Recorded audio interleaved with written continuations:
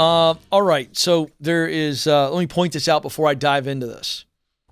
The vaccine is like the plutonic subject. I mean, you want to freak out a cocktail party, go in there and go, hey, everybody, what's your position on the vaccine? And watch everybody just shrink or lose their mind, right? It's just, boy, oh boy.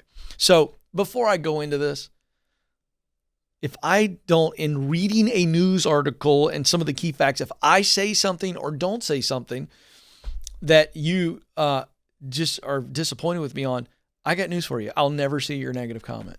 So spare yourself, you keyboard warriors, because I'm being very objective. I'm just reporting what's in the news. And this source is from NPR. So, oh boy, all the conservatives are going to be mad at me about that. And who knows what the libs are going to say. So this is not a political issue. I'm just telling you, this is a worker issue. So here we go.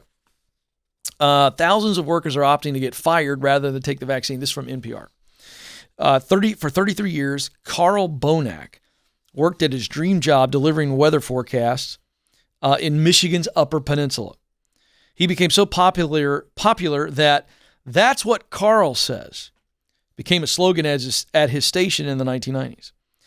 But his time as chief meteorologist for the news station, TV6, came to an abrupt end last month. He was fired after refusing to comply with the vaccine mandate imposed by his station's corporate owner, Gray Television.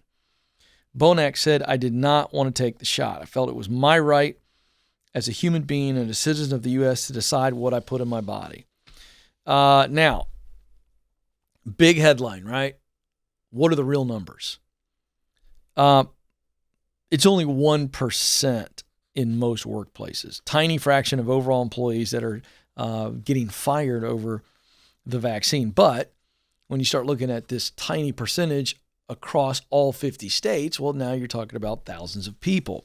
Washington State reports nearly 1,900 state workers, including, I don't know if you saw this, if you're not a college football fan. I'm a big college football fan, so I saw this. But last week, they had to fire the Washington State University head football coach. I mean, this is the moneymaker, folks. The guy's the head coach. Wouldn't get it. They fired him. In Michigan, 400 workers at the Henry Ford Health System in Detroit walked away from their jobs.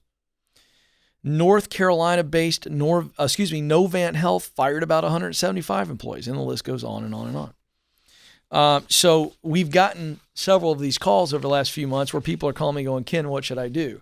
Let me stipulate. I'm not giving anybody advice or my opinion on what they should do with their health. I'm just not. I'm not going to tell you.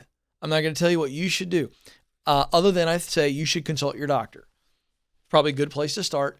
And then you decide what you want to do based on what your doctor tells you. That's where I'm going to stop. I'm not going to get into this, folks. I'm not going to argue with you for 2 seconds. Last time I said this on the air, somebody called in. A lady called in and said, Ken, I'm going to get fired, and I need some advice on what to do because it's coming. And so I'll give advice on let's prepare for this financially, professionally. I'll help you with that. Got hammered. We showed the clip on Instagram. Got hammered. Well, it's always about 3 or 4 people. They're very brave behind the keyboard. The courage these people display when I'm not in the room with them.